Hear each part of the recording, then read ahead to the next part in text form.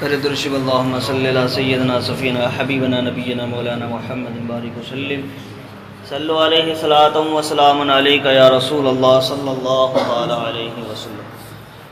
آج کی نشست میں ہے قضا کی تعریف۔ کل کی نشست میں تھے قضا کا نماز کا بیان، اور آج کے قضا کی تعریف۔ مسئلہ جس بات کا بندے کو حکم ہے اسی وقت میں کرنے کو ادا کہتے ہیں، اور وقت نکل جانے کے بعد کرنے کو قضا کہتے ہیں۔ یعنی کہ جو کام کرنے کا حکم دیا ہے تو اسی وقت کرنے کو اس کو ادا کہتے ہیں۔ جیسے ابھی یہ عشاء کی نماز، یہ حکم ہے رب خداوند کا کہ نماز پڑھو اور نماز کو قائم کرو، تو ابھی اس کو ادا کر لیے تو اب اس کا مسئلہ ہی ختم، کیونکہ یہ ادا ہو گیا۔ اگر اس نماز کو نہیں پڑھتے، اور اس کا وقت کب تک ہے؟ صبح صادق تک کا وقت ہے۔ صبح صادق یعنی کہ وقت فجر شروع ہوا تو اب یہ وقت ختم ہو چکا۔ اب یہ اگر اس کے بعد پڑھیں گے، چاہے وہ فجر سے پہلے پڑھ لو، یا پھر جو ہے ظہر کے بعد یا ظہر سے پہلے پڑھ لو، یا عصر کے پہلے پڑھ لو، یا پھر عشاء کے بعد یا عشاء کے پہلے پڑھ لو اذان کے بعد، تو اس کو قضا کہتے ہیں۔ یا پھر آپ پورے زندگی میں کبھی بھی پڑھ سکتے ہیں، پورے عمر کے ساتھ کبھی بھی پڑھ سکتے ہیں، اس کو قضا کہتے ہیں۔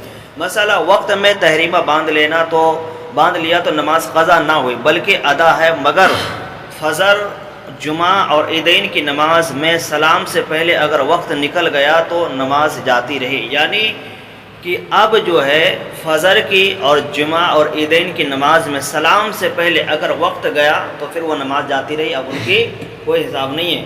جیسے فجر کی نماز ہے تو فجر کے سنت کا قضا کب تک پڑھا جائے گا؟ زوال کے وقت سے پہلے تک، یعنی کہ ظہر کا وقت شروع ہوتا ہے اس سے پہلے تک آپ اس کی فجر کی قضا، یعنی کہ 2 رکعت سنت بھی پڑھے جائیں گے اور 2 رکعت فرض بھی پڑھ جائیں گے۔ ظہر کا وقت لگ گیا، اب آپ پر سنت کا قضا نہیں ہے، سنت کا قضا نہیں ہے، صرف کیا ہے؟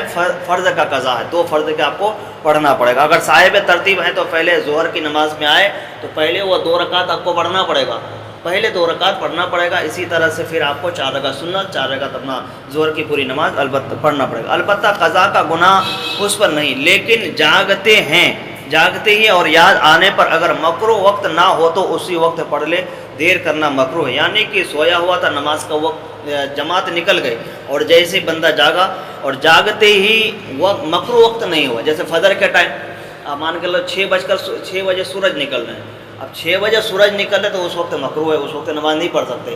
اب جاگنے کے بعد فری ہو جائے بڑھیا طرح سے، اگر نہانے کی اگر نوبت ہے تو نہا لے، پاکی حاصل کر لے، اس کے بعد 20 منٹ کا انتظار کر لے۔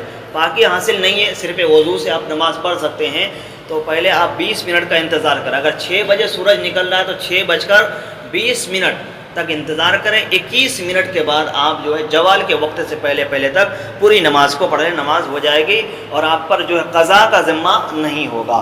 مسئلہ فرض کی قضا فرض ہے اور واجب کی قضا واجب ہے، اور سنت کی قضا سنت، یعنی وہ سنتیں جن کی قضا ہے، جیسے فجر کی سنت جبکہ فرض کی فوت ہو گیا ہو، اور جیسے ظہر کی پہلے کی سنت اور ظہر کا وقت باقی ہو۔ یعنی کہ اب یہاں پہ فرض کی قضا فرض ہے، واجب کی قضا واجب ہے، اور سنت کی قضا سنت ہے۔ اب ابھی ہم نے کئی مرتبہ بولے کہ سنت کی قضا نہیں ہے، لیکن یہاں تو بھی مسئلہ ہے کہ سنت کی قضا سنت ہے۔ وہ کون سے سنت ہے؟ وہ وقت گزرنے کے بعد والا نہیں ہے۔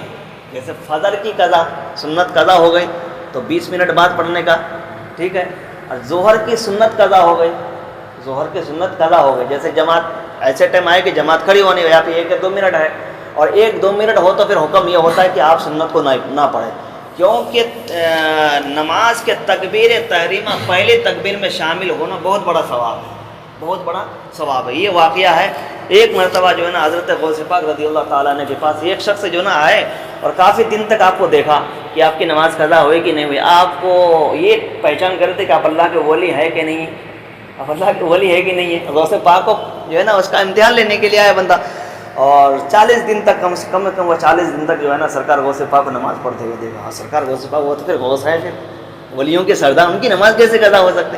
اور بندہ جو ہے وہ دیکھتے رہے، ہر وقت نماز میں پہلے آ جاتے مسجد میں، تو سرکار غوث پاک پوری نماز پڑھتے تھے بھائی، ایک وقت ہو تو رات کو اٹھتے نماز تہجد قرآن کی تلاوت کرتے، اللہ کو یاد کرتے تھے اور جو ہے عبادت کرتے تھے۔ وہ بندے نے جو 40 دن تک انتظار کرتا رہا کہ کوئی وقت نماز قضا ہو جائے، پھر میں اعلان کروں کہ یہ اللہ کا ولی نہیں ہے، کوئی بھی وقت یا سنت قضا ہو جائے تو میں تو پھر مجھے تو ایک نسخہ ملنا چاہیے. وہ نسخے لینے کے نسخے ڈھونڈ رہے تھے کہ کوئی ایک ایسا بات مل جائے کہ جس سے میں پورے محلے میں جا کر ڈنڈورا پیٹوں کہ اللہ کا ولی ہے نہیں کیونکہ اس کی نماز قضا ہو گئی, اور جو اللہ کا ولی ہوتا ہے اس کی نماز قضا نہیں ہوتی ہے. یہ سب سے بڑی دلیل ہے. تو وہ 40 دن ہوا, 41ویں دن کہا اب جو ہے اس کو تو کوئی نقص ملا نہیں, اب اس کو ہی پتا کہ اللہ کا ولی ہے کیونکہ نماز قضا نہیں ہوا. کسی نے ان کو بتایا تھا کہ جو اللہ کا ولی ہوگا تو اس کی نماز قضا نہیں ہوگی. یہاں تک کہ فرض نماز کے پہلے تکبیر بھی قضا نہیں ہوگی. فرض نماز کے پہلے تکبیر جب تکبیر تحریمہ بولتے نا اس کو وہ بھی قضا نہیں ہوگی. کسی سے بندہ سن کے آیا تھا, اور سرکار غوث پاک کے نام تو پھر زمانے میں تو مشہور تھے ہی, تو اس نے آیا امتحان لینے. 41 دن جب ہوا تو وہ بندہ جو ہے نا سرکار غوث پاک کے پاس جا کے بیٹھا. سرکار غوث پاک کے پاس جا کے بیٹھا. سرکار غوث پاک لوگوں کے دلوں کے حال جانتے تھے.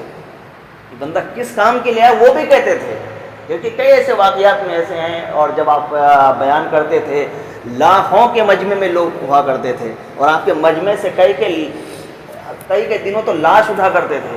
آپ کے بیان اور آپ کے الفاظ جو ہے نا لوگوں کے سیدھا دل میں جا کے اترتے تھے. لوگ عذاب کے تذکرہ کو سن کر کے, جہنم کے تذکرہ کو سن کر کے لوگ حیبت میں جو نا روح فنا ہو جاتے تھے, روح فنا ہو جاتے تھے.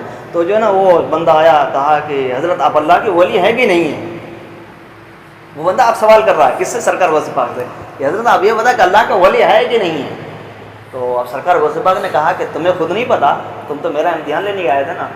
تم 40 دن سے مجھے دیکھ رہے ہو کہ میری نماز قضا ہو رہی ہے, بلکہ تم یہاں تک دیکھ رہے ہو میری فرض کی پہلی تکبیر قضا ہو رہی کہ نہیں ہو رہی ہے. اور سنو, جس کی فرض کی پہلی تکبیر نہیں قضا ہوئی نا تو سمجھ لو کہ اللہ کا ولی ہے, اللہ کا ولی ہے. تو بندہ سمجھ, اب وہ بندہ اچنبے میں پڑ گیا کہ بھائی اس کو کیسے پتا چلا کہ میں اس کا امتحان لینے کے لیے آیا ہوں, میں اس کا امتحان لینے کا. بندہ وہ پھر 40 دن کی بھی بات بتا رہے ہیں کہ آپ 40 دن تک مجھے دیکھ رہے ہیں, 40 دن تک مجھے جو نا آپ چھان بین کر رہے ہیں. آپ ایک نسخہ ڈھونڈ رہے تھے نا کہ میری کوئی غلطی ہو تو تم پورے محلے میں جا کے ڈنڈورا پیٹو. کہا کہ وہ غلطی ہم سے نہیں ہو سکتے. کہا کہ تمہیں جس نے بھیجا نا مجھے اس کے بارے پتا ہے کہ تمہیں بھیجا کس نے اور تم کس لیے یہاں آئے ہو.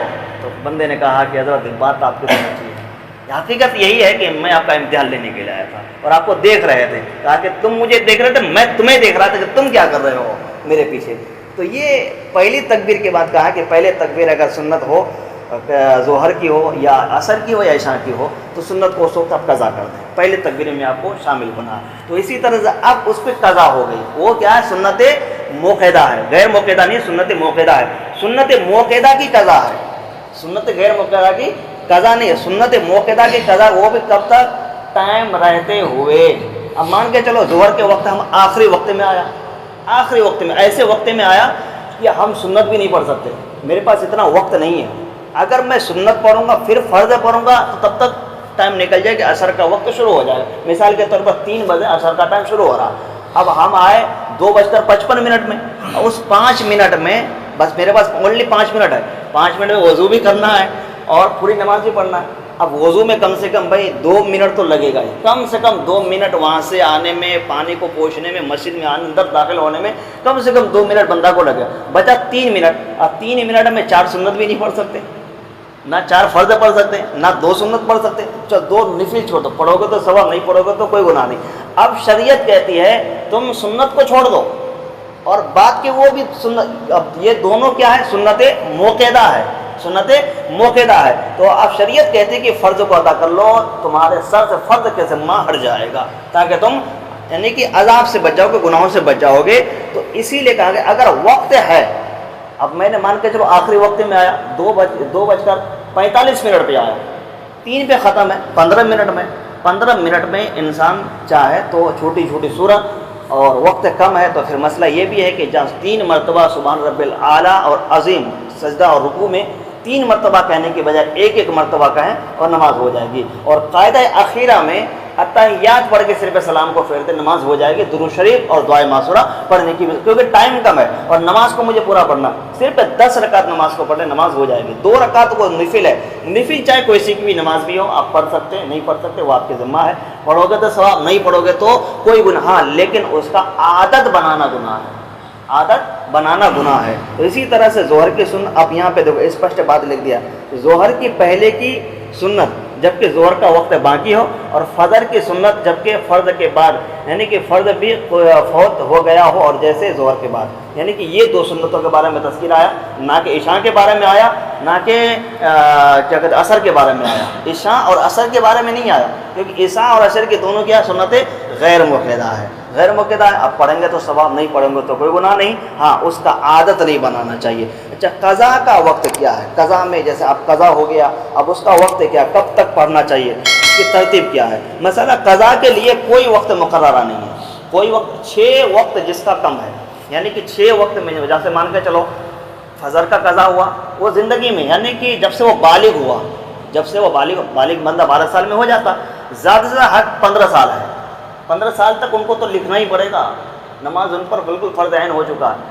اب میں 12 سال کا مثال دوں، 12 سال اس کا لگا، 12 سال میں وہ بالغ ہو گیا، اب 12 سال سے لے کر مان کے چلو 12 سال سے وہ 20 سال میں عمر میں آیا، زیادہ لمبا وہ تو آپ سمجھ جائیں گے، 20 سال کے کتنے سال ادھر ہو گئے، 8 سال ہوا، اب 8 سال کے اندر ایک بھی نماز اس کی قضا نہیں ہوئی ہے، وہ لگاتار پڑھتا آ رہا، یا مان کے چلو یعنی کہ 12 سال 20 سال، اب 20 سال میں بندہ بالکل اچھی طرح سے وہ ہوش میں آتا ہے، ہو سکتا ہے کہ 12واں سال 11واں سال 12واں سال 13واں سال 14واں سال یا 15واں سال تک ان کی قضا ہوا، یہ 4 سال قضا ہوا یا 3 سال قضا ہوا، اب وہ 20 سال کے بعد آگے 30 سال تک پہنچا، عمر 30 سال کا ہے، اب 30 سال سے 12 سال کے بیچ میں اب جو پچھلا قضا ہوا اس کو یاد ہے کہ میں جو ہے نہ 12واں سال نماز پڑھا، نہ 13واں سال نماز پڑھا، نہ 14واں سال نماز پڑھا، لیکن پڑھا، لیکن مسلسل نہیں پڑھا، آج پڑھا تو پورا مہینہ غائب کر دیے، یا پورا ہفتہ، اب تو پورے ہفتہ تو غائب ہوتے ہیں لوگوں کے، جمعہ پڑھ کے گیا تو پھر جمعہ میں آ رہے ہیں، تو یہ اب اس طرح سے اب ان لوگ کیا کرنا ہے کہ اب یہ 3 سال کی نماز ان کی قضا ہو گئی،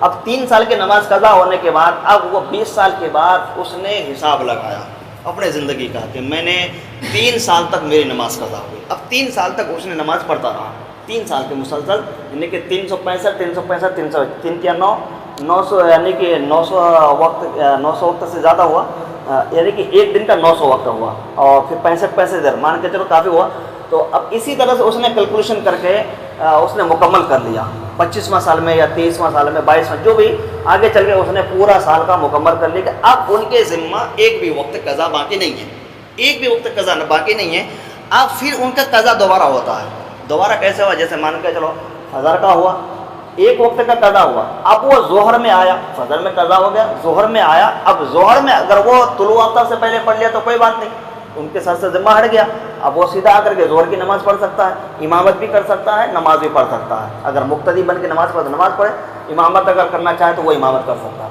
اگر ایک وقت قضا ہے پورے زندگی میں، یا 2 وقت قضا یا 3 وقت قضا ہے، اب مان کے چلو فجر کی بھی قضا ہوا، ظہر کی بھی قضا ہوا، اور عصر کی بھی قضا ہوا، مغرب کی بھی قضا، آیا بندہ عشاء میں، عشاء میں کون سا وقت ہے، وہ 5واں وقت ہے، اب مانا کون سا جائے گا، 4 وقت مانا جائے، کیونکہ 5واں میں تو آیا ہی ہے، 5واں تو ادا کرے گا، اب عشاء سے پہلے اس کو کیا کرنا، اب اس پر ترتیب ہو گیا، اب وہ فرض نماز پہلے نہیں پڑھ سکتا، عشاء کی نماز اب وہ پہلے نہیں پڑھ سکتا، پہلے وہ یہ 4 وقت کی نماز کا قضا پڑھے، تب ان کی عشاء کی نماز مانی جائے گی، اگر اس نے عشاء کی نماز پڑھ لیا تو جماعت تو سر سے نکل جائے گا، لیکن نماز نہیں ہوگی، بعد میں اس کو پھر دہرانی پڑے گی، بعد میں اس کو دہرانی پڑے گی، عشاء میں آیا 2 رکعت پہلے فجر کا پڑھ لے، 4 رکعت پہلے ظہر کا پڑھ لے، پھر 4 رکعت عصر کا پڑھ لے، 3 رکعت مغرب کا پڑھ لے، پھر اس کے بعد آپ عشاء کی نماز پڑھیں، اب وقت نہیں ہے، جماعت کا وقت ہو چکا، اب بندہ کیا کرے، اب شریعت کہتی ہے کہ آپ پہلے جماعت میں شامل ہو جائیں،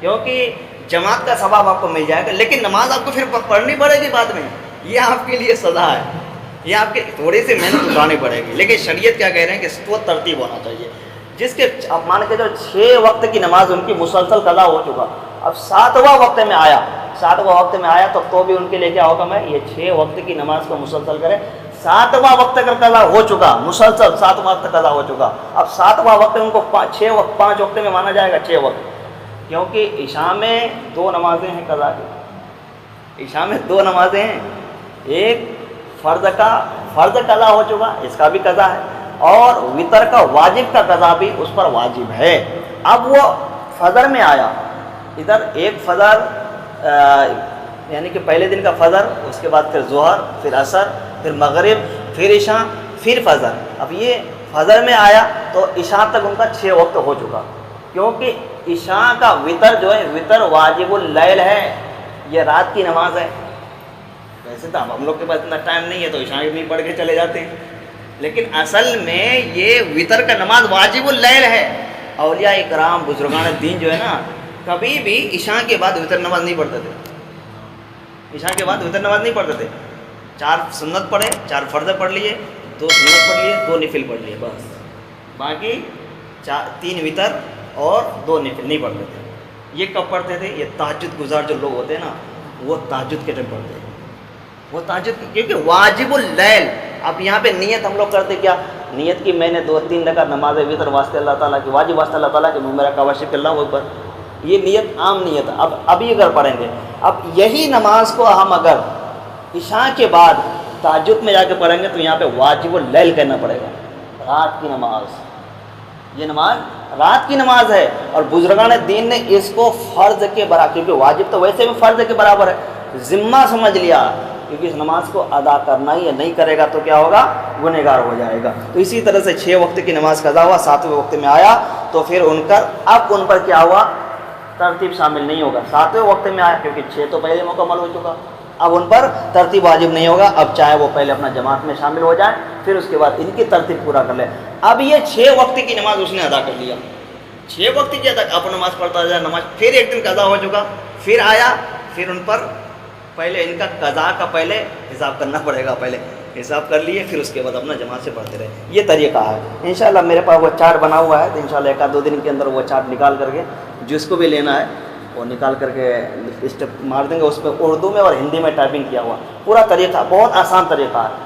اور وہ طریقہ اتنا آسان ہے کہ خاص کر کے اگر چاہے نا کوئی بھی بندہ, 1 وقت کی پڑھ لیے اس میں نشان لگا دیے, دوسرا وقت پڑھ لیے صحیح کا نشان لگا, جتنا وقت پڑھ لیے وہ نشان لگاتے گئے. اب جس کے 2 سال 3 سال 4 سال 5 سال کی نماز ہے, وہ ترتیب بنائی ہے. ترتیب کیا بنانا ہے کہ پہلے فجر کی پہلے پڑھتے جائے, جب بھی آئے فجر کے پڑھتے جائے, اپنا نوٹ کرتے جائے, یا نوٹ کرے گھر پہ جا کر کے اس کو پھر نشان لگا دے. آج میں نے اتنے وقت کی پڑھا, وہ نشان 1 سال کا اس کا کنٹینیو ہے. جب ایک پرچہ مکمل ہو گیا تو سمجھ لو کہ 1 سال کا ہمارا ذمہ نکلا.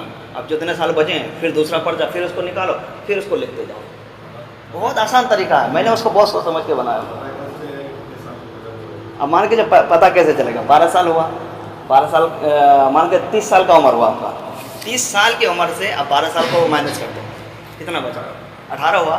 اب 18 سے آپ کو ہوش تو ہوگا اتنا کہ ہم نے کتنی نمازیں پڑھے, اس سال ہم نے کتنے پڑھے. اگر یہ بھی اگر نہیں سمجھ میں آتا ہے تو پھر آپ یہ کم کیجئے کہ آپ پہلے کہ کنٹینیو آپ کب سے نماز پڑھ رہے ہیں, کنٹینیو کب سے نماز پڑھ رہے ہیں. 1 سال پیچھے سے پڑھ رہے ہیں کہ 2 سال پیچھے سے پڑھ رہے ہیں, اس کنٹینیو کے حساب سے مان کے چلو 1 سال میں کتنے دن ہوتے ہیں؟ 365. اب 365 دن میں آپ کو یہ دھیان کرنا کہ میری سب سے زیادہ کون سی نماز قضا ہوئی ہے. آپ کو تھوڑا سا ذہن حاضر کرنا پڑے گا, لکھنا پڑے گا آپ کو. یہ سب سے زیادہ میرے 365 دن کے اندر فجر کی قضا ہوئی, یا ظہر کی قضا ہوئی, یا عشاء کی قضا. اور زیادہ تر انسان کے ظہر عصر مغرب تو ادا ہو ہی جاتے ہیں, عشاء کی اور فجر کی سب سے زیادہ, عشاء اور فجر کی. ہاں, عشاء اور فجر کی. اب اگر کسی کو نہیں پتا تو وہ 365 دن ہی لکھ لیں, 365 پڑھیں گے, آپ کو ثواب ملتا رہے گا. آپ کو ثواب ہوگا نہ کہ گناہ ہوگا, کیونکہ نماز تو پڑھنا ثواب ہے. اگر آپ کا ذمہ سے جو ہٹ گیا وہ آپ کا ادا ہوتا جائے گا, لیکن اللہ تبارک تعالیٰ اس نماز کا ثواب آپ کو ضائع نہیں کرے گا, بلکہ وہ نفلی عبادتوں میں آپ کے اعمال پر جمع کر دے گا. اور کل قیامت کے دن پھر نفل کا تو بہت بڑا اجر و ثواب ہے. کل قیامت کے دن جب لوگوں کے فرض نماز قبول نہیں ہوں گے, کیونکہ فرض نماز اور واجب نماز میں ایسا کہ کسی بھی چیز کا چھوٹ گیا تو نماز ہی گئی. کسی بھی نماز کوئی سا بھی وہ چھوٹ گیا تو نماز. نفلی نماز ایسا کیسے بھی پڑھ لو, مولا قبول کرے گا, وہ تو اپنے لیے ہے. فرض اچھا نماز بھی ہے الگ الگ. فرض کس کے لیے؟ اللہ کے لیے. سنت کس کے لیے؟ رسول اللہ کے لیے. واجب کس کے لیے؟ وہ بھی اللہ کے لیے. نفل صرف اپنے لیے. تو ایک حدیث مبارکہ میں حضور نبی رحمۃ اللہ علیہ وسلم نے ارشاد فرمایا کہ کل قیامت کے دن سب سے پہلا سوال انسان سے ہوگا تو وہ نماز کا ہوگا. سب سے پہلا سوال, سب سے اعمال میں اگر کسی کا کوئی بھی چیز دیکھا جائے گا نا, سب سے پہلے فرشتے وہ اس کے اعمال میں اس کی نماز دیکھا جائے گا.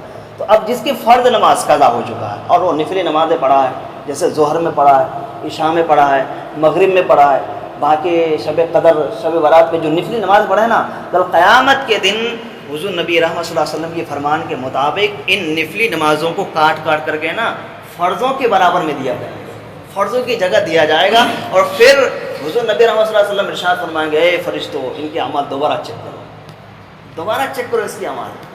اور جب دوبارہ فرشتے چیک کریں گے نا تو کیا ہوگا کہ ان کی جو فرض پہلے چھوٹا ہوا تھا وہ مکمل ہو چکا ہے. اور فرشتے کریں گے مولا تبارک تعالیٰ یہ کیا ہوا, ابھی تو تیرے حکم سے ہم نے جو ہے ان کے اعمال چیک کیے, نماز ان کی قضا ہو گئی, لیکن اب بھرپائی کیسے ہو چکا.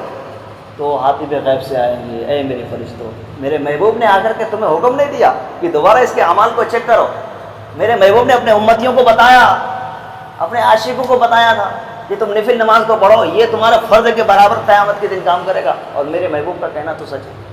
اور پھر ایک حدیث مبارکہ میں ہے کہ حضور نبی رحمت صلی اللہ علیہ وسلم میزان میں, میزان جس کو ترازو بولتے ہیں نا, ترازو, اور جب ہمارے اعمال اور ہمارے گناہوں کو تولا جائے گا, جب ہمارے اچھا یہ ترازو اور وہ ترازو الگ ہوں گے. یہ ترازو میں کیا ہے, وزن ہوگا تو نیچے ہوگا, وہاں کے ترازو الٹا ہوگا, دنیا سے ہر چیز الٹا ہوگا, ہر چیز الٹا ہوگا. وہاں کے ترازو میں کیا ہے کہ جو وزن ہوں گے نا وہ اوپر کو چلے جائے گا, جو وزن ہوں گے تو وہ اوپر کو چلے جائے گا. اب جس کے اعمال پر نیکیاں نہیں ہیں, اب وہ نیچے پلہ چلا گیا, گناہ کے پلہ اوپر, گناہ کے پلہ جو نا بھاری ہو گیا. اب لوگ نفسی نفسی کے عالم ہوں گے. تو حضور نبی رحمۃ صلی اللہ علیہ وسلم جو ہے نا بعد میں آئیں گے, آخری میں آئیں گے. تمام امتی جو ہے نا محشر میں افراتفری کا عالم ہوگا. حضرت آدم سے لے کر کے قیامت تک جتنے بھی لوگ انسان پیدا ہوئے ہیں, جتنے جانور, ہر چیز وہاں موجود ہوں گے, ہر چیز وہاں موجود ہوں گے. تو جب کچھ عاشقوں کے جو ہے نا اعمال قبول نہیں ہوں گے, کسی کے نیکیاں کم ہوں گے, کسی کے نمازیں کم ہوں گے, کسی کے درود کم ہوں گے, تو پھر حضور نبی رحمۃ صلی اللہ علیہ وسلم پھر اپنے اس گنہگار امتیوں کے لیے آئیں گے. تو جس کے دیکھیں گے اس کے اعمال نہیں ہیں, اس کے اعمال کے پلے جو ہے نا ہلکا پڑ گیا, تو حضور نبی رحمت اپنے جیب سے بتایا ہے کہ جیب سے ایک کاغذ کا ٹکڑا نکالیں گے, جیسے اس کے اعمال میں ڈالیں گے, کیا دیکھیں گے وہ پلہ اپنے آپ اوپر ہو جائے گا. پل جھپک میں تو وہ پلہ اوپر ہو جائے گا. اب وہ پلہ جو اوپر ہوگا تو فرشتے جو نا اچنبے میں پڑ جائیں گے, یا رسول اللہ صلی اللہ علیہ وسلم آپ نے کیا ڈالا جس کی وجہ سے یہ پلہ ابھی تو ہلکا تھا, ابھی اتنا وزن ہو گیا, اتنا ابھی وزن کہ یہ اوپر کو چلا گیا. تو حضور نبی رحمۃ صلی اللہ علیہ وسلم فرمائیں گے, اے فرشتوں تمہیں نہیں پتا یہ میرا عاشق ہے, یہ میرا دیوانے ہیں. دنیا میں جو یہ درود پڑھا تھا نا مجھ پر, یہ درود میں نے سنبھال کے رکھا تھا. اور جو حضور پر جو درود پڑتا, چاہے دنیا کی کسی بھی کونے سے پڑھے, حضور مدینے میں رہ کر کے سنتے ہیں, حضور مدینے میں سنتے ہیں. اور حضور خود فرماتے اگر کوئی میرا دیوانہ, کوئی میرا امتی اگر مجھ پر درود پڑتا ہے نا, ان کا درود میں ڈائریکٹ سنتا ہوں, میں ڈائریکٹ سنتا ہوں. تو درود بہت بڑا ایک وظیفہ ہے. اور ایک صحابی نے کہا نا کہ یا رسول اللہ صلی اللہ علیہ وسلم آپ پر درود کتنا پڑھوں, میں درود کتنا پڑھوں. کہا کہ تہائی حصہ میں سے, پورے حصہ میں سے تہائی حصہ پڑھو. کہا کہ اگر اور زیادہ وقت ملے تو پھر کتنا پڑھو. کہا کہ تم آدھا پڑھو. کہا کہ یا رسول اللہ صلی اللہ علیہ وسلم اور اگر زیادہ اگر پڑھنا چاہو تو میں کتنا کہوں. کہا کہ تم پھر پورے کے پورے پھر کہا کہ یا رسول اور اس سے اور زیادہ پڑھنا چاہو. کہا کہ تمہیں جتنا وقت ملے تم درود پڑھتے رہو. اور کہا کہ یا رسول اللہ اس کے صلہ مجھے کیا ملے گا, اس کے صلہ مجھے کیا ملے گا. تو رسول اللہ فرماتے کہ اس کا صلہ تمہیں قیامت کے دن جب تمہارے اعمال قبول نہیں ہوں گے مولا کے بارگاہ میں, یہ درود میں جو تمہارے اعمال پر رکھ دوں گا اور تمہارے اعمال کا پلہ بھاری ہو جائے گا. تمہارے اعمال کے پلہ, یہ درود جو ہے نا بہت معجز ہے. اور درود تو پھر اللہ خود پڑھتا, ان اللہ و ملائکۃہ یصلون علی النبی یا ایھا الذین آمنوا صلوا علیہ وسلموا تسلیما. اللہ تبارک و تعالی اور ان کے ملائکہ, ملائکہ فرشتوں کو کہتے ہیں, یہ عربی کا لفظ ملائکہ, یعنی کہ اللہ تبارک و تعالی اور ان کے ملائکہ حضور نبی رحمت پر درود و سلام بھیجتے. اے ایمان والو, اب یہاں دیکھو لفظ بدل گیا, یعنی کہ اے مسلمانوں, مسلمان تو بہت ہے, ایمان والا ہونا چاہیے. کیا اے ایمان والو, مسلمان اگر کہتے تو پھر تمام آ جاتے, جتنے بھی ہیں روئے زمین پر سب مسلمان ہیں. مسلمان ہونا الگ ہے, ایمان والا الگ ہے. ایمان اور مسلمان میں دونوں بھائی الگ الگ ہے. آسمان ہے زمین, آسمان زمین ہے, دونوں ایک ہی جگہ ہے دیکھا جائے تو, لیکن مل نہیں سکتے. جس دن ملا تو ختم, ملا تو ختم. تو اے ایمان والو تم بھی نبی رحمت صلی اللہ علیہ وسلم درود و سلام خوب پڑھو. اب یہاں پہ لفظ بھی خوب پڑھو, ایک خوب نہیں, خوب پڑھو. تو اس کا مطلب ہے کہ تمہیں جتنا وقت ملے اٹھتے بیٹھتے جہاں بھی تم رہو اور درود پڑھتے رہو, حضور تمہارے درود کو اسپشٹ اپنے کان سے سنتے ہیں. اب اچھا یہاں پہ ایک مسئلہ اور ہے, خود حضور نبی رحمت صلی اللہ علیہ وسلم مدینے سے سن رہے ہیں. اب بعض لوگ کہتے ہیں کہ حضور مر کر مٹی میں مل گئے, معاذ اللہ رب, عقیدہ کس کا خراب ہوا. اب جو یہ کہے کہ حضور مر کر مٹی میں مل گئے, حضور سنتے نہیں ہیں, اب تو یہاں تو اسپشٹ ہو گیا. حضور خود فرما رہے کہ میں اپنے اس امتی کا درود خود سنتا ہوں جو مجھ پر پڑھتا ہے, جو مجھ پر پڑھتا ہے, جو بھیجتا ہے درود. اب بات یہاں اسپشٹ ہو گئی تو حضور تو پھر کل بھی حاضر تھے، آج بھی حاضر ہے۔ ہمارا عقیدہ اہل سنت کا حضور حاضر و ناظر ہے، اور ہمارے محفلوں میں ہمارے مسجدوں میں حضور آنا جانا لگا رہتا ہے۔ اور کئی ایسے واقعات ہیں، کئی ایک احمد آباد کی وہ شاہ مینا کا مزار جو سنے ہوگا، شاہ عالم کا مزار احمد آباد میں، اس مزار میں میرا حاضری بھی ہوا ہے اللہ کا شکر سے۔ وہ بزرگان دین تھے، بہت بڑے ہیں، وہ اللہ کے بہت بڑے ولی بھی تھے۔ ایک مرتبہ آپ کی طبیعت خراب ہو گئی، ایک مرتبہ آپ کی طبیعت خراب ہو گئی، 7 دن یا 15 دن آپ کی طبیعت، 7 کے 15 دن طبیعت خراب رہے، اور آپ بخاری کا درس دے رہے تھے شاگردوں کو، بچوں کو پڑھا رہے تھے۔ اب 15 دن آپ کا طبیعت خراب، اب 15 دن گھر میں آرام کر رہے ہیں، اب 15 دن مدرسے میں پڑھائی چالو ہے، پڑھائی چالو ہے، گھر پہ بھی ہے اور یہاں مدرسے میں پڑھائی چالو ہے، اور آپ کی شکل میں پڑھائی ہوتا رہا۔ 15 دن کے بعد آپ استاد جو آئے مدرسے میں تو بڑا غصہ میں تھے، کہا کہ کم وقت ہو، ہم نے تمہیں جو ہے رات دن پڑھا رہا ہوں، میری طبیعت خراب ہے، تم لوگ دیکھنے تک نہیں آئے۔ درسگاہ لگا، سبق کے لیے بچے آئے، ایسے بیٹھے ہوئے، راب و دبدبا میں بچے نے، بچے اچھا میں حضرت کس کو دیکھنے کے لیے آتے ہیں؟ کہا کہ کس کو دیکھنے کے لیے؟ ہمیں دیکھنے کے لیے آتے ہیں۔ 15 دن سے میری طبیعت بگڑ رہی ہے، میں گھر پہ لیٹا ہوا، میں طبیعت تو مدرسہ۔ بچے کہہ رہے کہ حضرت آپ تو روز آنے پڑھانے کے لیے۔ ہاں کہ میں روز آ رہا ہوں، میں تو گھر پہ پڑھا ہوا ہوں بھائی۔ سب بچوں نے کتاب کھول کے دیکھا، حضرت آپ نے یہ سبق پڑھا، حضرت آپ نے یہ سبق پڑھا، حضرت آپ نے یہ بتایا، حضرت آپ نے یہ بتایا۔ اب وہ پریشان ہو گئے۔ کچھ دیر کے بعد آپ کی آنکھ لگ جاتی ہے، کچھ دیر کے بعد آپ کی آنکھ لگ جاتی ہے، اور آپ کے تصور میں حضور نبی رحمت صلی اللہ علیہ وسلم آتے ہیں، حضور آتے ہیں اور حضور کہہ رہے ہیں اے شاہ عالم تم جو ہے میرا حدیث، کیونکہ بخاری کس کی حدیث ہے، کس کی بات ہے؟ حضور صلی اللہ علیہ وسلم کی۔ کہا کہ تم میرے حدیث کو ان بچوں کو روز پڑھا رہے تھے، اور تم مست مگن ہو کے پڑھا رہے تھے، دل لگا کے پڑھا رہے تھے، اور تم 15 دن نہیں آتے، ان بچوں کے کتنا نقصان ہو جاتا۔ میں تمہارے شکل میں خود جو ان بچوں کو درس دینے کے لیے آ رہا تھا مدینے سے، مدینے میں خود آ رہا تھا۔ اور یہی وہ اللہ کا ولی ہے جو حضور سے اعلیٰ حضرت امام عشق محبت کا خبر 170 سال پہلے دیا تھا۔ 170 سال پہلے سبق پڑھاتے ہوئے بخاری کے یہی حدیث پڑھاتے ہوئے، ایک حدیث اس میں آیا کہ ایک دور ایسا آئے گا، کیونکہ حضور کا ساری بات اس میں ہے، ایک دور ایسا آئے گا کہ حضور نے خود فرمایا کہ میرے امت جو ہے نا 73 فرقے میں بڑھ جائیں گے، ایک فرقہ ایسا ہوگا جو مجھ پر حملہ کرے گا اور علم غیب مصطفیٰ پر حملہ کرے گا اور مجھے برا بھلا کہے گا، لیکن پھر اسی دور میں ایک بچہ پیدا ہوگا، ایک بچہ پیدا ہوگا۔ تو یہ بات جو ہے نا کہا، تو وہ حضرت شاہ عالم علی رحمہ جو ہے نا بیٹھے بیٹھے پڑھا رہے تھے۔ اب جب وہ حدیث آئے تو آپ جو ہے نا ملال، بالکل آپ سوچ میں پڑ گئے کیا ہوگا اس وقت۔ حضور کے علم غیب پر کوئی انگلی اٹھائے، حضور کو برا بھلا کہے، کیا ہوگا؟ کون ایسا شخص ہوگا جو ان کا بائیکاٹ کرے گا، ان کو منہ توڑ جواب دے گا؟ آپ جو ہے نا کھڑے ہو کر درس سے آپ پسینہ پسینہ ہو گئے، آپ اتنے پسینہ ہو گئے، اتنے سوچ میں پڑ گئے، آپ گشت کھا کر کے زمین پہ گر گئے۔ بچوں نے آپ کو پانی مارا منہ پر، پھر ہوش آیا، پھر کھڑے ہوئے، پھر آپ کو پھر گشت ہوا، پھر گر گئے، اسی مسلسل 3 مرتبہ آپ زمین پر گرے۔ 3 مرتبہ گرنے کے بعد پھر چوتھے مرتبہ جب آپ اٹھے، پھر آپ کو الہام ہوا، آپ کا چہرہ مسکرانے لگے۔ تمام شاگرد پریشان، کہا کہ حضرت تو ابھی گشت کھا کر کے پسینے سے تر بتر ہو کر کے زمین پر گر رہے تھے، لیکن اب حضور مسکرا کیوں رہے؟ سرکار مسکرا کیوں رہے؟ اب مسکرا کر کے آپ بیٹھ گئے۔ کہا کہ بچوں پتہ ہے تمہیں مجھے گشت کیوں آ رہا تھا؟ کہا کہ یہ حدیث میں نے بھی پڑھا رہا تھا نا، اس حدیث کا ترجمہ یہ ہے کہ ایک دن ایسا ہوگا میرے امت، حضور نے خود فرمایا میری امت 73 فرقوں میں بڑھ جائیں گے، کچھ فرقے ایسے ہوں گے جو میری عظمت پر انگلی اٹھائیں گے اور میرے علم غیب پر انگلی اٹھائیں گے اور مجھے برا بھلا کہیں گے۔ تو میں نے اس حدیث کو پڑھنے کے بعد مجھے بڑا غمگین ہوا کہ اس وقت کون ہوگا، اور مجھے پتہ چل گیا کہ اس وقت کون پیدا ہوگا اور حضور کی عظمت پر کون پہرا دے گا۔ اب وہ حضرت شاہ عالم کہتے ہیں بچوں بتاؤ وہ کون ہے؟ شاگرد کہا حضور بتائیے۔ اب بھائی کوئی نئی بات سننا ہے، کوئی نئی شخصیت کا نام جاننا، تو بالکل لوگ بالکل اس میں پڑ جاتے۔ کہا کہ نہیں حضور بتائیے کون ہے، حضرت بتائیے۔ تو کہا کہ بتاؤں؟ اسے یعنی کہ بار بار ٹکراتا رہا، کہا کہ بتاؤں بتاؤں، کہا کہ حضرت بتائیے۔ آخر میں بتایا کہ وہ شخص پیدا ہوگا جس کا نام امام احمد رضا ہوگا، بتاؤ وہ کون سی جگہ پیدا ہوگا، کون سی ضلع میں پیدا ہوگا، کون سی راجیہ میں پیدا ہوگا، یہاں تک بتا کہ وہ یو پی کے ضلع بریلی میں پیدا ہوگا، اور اس محلے کا نام ہی بتاؤ، محلہ سوداگران میں پیدا ہوگا جس کا نام امام احمد رضا ہوگا، اور اپنے دور کا مجدد بن کر کے پیدا ہوگا۔ اور جب باطل فرقہ جو ہے حضور پر انگلی اٹھائیں گے، وہ ایسے قلم چلائیں گے، ایسے قلم چلائیں گے کہ اس کا قلم تلوار سے بھی زیادہ تیز چلیں گے۔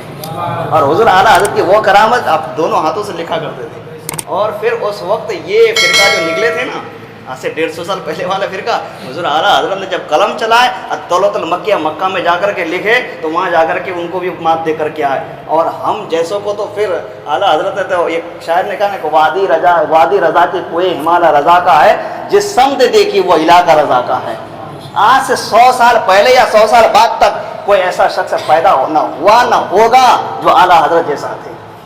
اور اعلیٰ حضرت نے ہم جیسے سنیوں کو ایسے کتابیں دے کے 1000 ایسے کتابیں لے کے، ابھی منظر عام پر صرف 250 کتابیں آئے، صرف 250 کتاب آ چکے ہیں ابھی، باقی کتابیں ابھی تو پیچھے چھپے ہوئے ہیں۔